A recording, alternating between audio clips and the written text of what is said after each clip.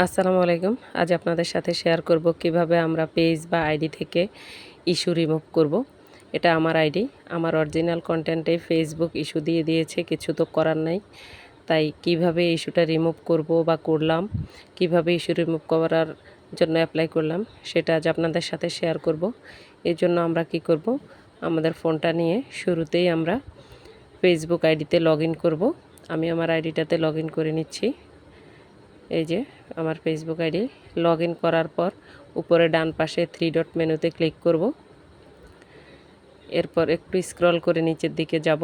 এখানে একটা অপশন আছে হেল্প অ্যান্ড সাপোর্ট, এখানে ক্লিক করব। এরপর মাঝামাঝি দেখেন রিপোর্ট এ প্রবলেম, এখানে আমরা ক্লিক করে নেব। এখন একেবারে নিচে কন্টিনিউ প্রবলেম, এখানে ক্লিক করলাম। এখানে ফেসবুক কয়েক সেকেন্ড সময় নেবে রেডি হতে। এখান থেকে আমরা সিলেক্ট করে নেব।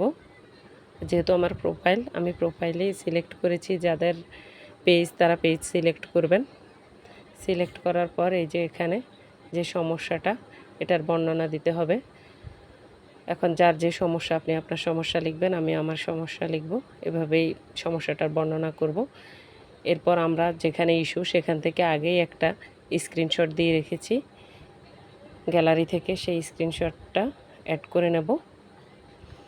এই যে অ্যাড করে নিলাম। এরপর উপরে ডান পাশে যে আরও চিহ্নটা আছে ওখানে ক্লিক করব। এরপর আপলোড হয়ে যাবে। এক্ষেত্রে ফেসবুক কারো 2 দিন, কারো 1 দিন, কারো 15 দিন, 20 দিন, হাইয়েস্ট হয়তো 1 মাস লাগে ইস্যুটা রিমুভ হয়ে যায়। আমারটা হয়েছিল 2 দিনে অ্যাপ্লাই করার। ইস্যুটা রিমুভ হওয়ার পরে আমি ভিডিওটা তৈরি করেছি।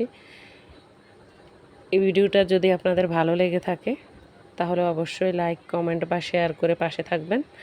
আর যদি ভালো না লাগে অবশ্যই স্কিপ করে যাবেন। আমি নতুন ইউজার হিসেবে যেটুকু নিজ থেকে জেনেছি সেটা আপনাদের সাথে শেয়ার করলাম। সবাই ভালো থাকবেন। আল্লাহ হাফেজ।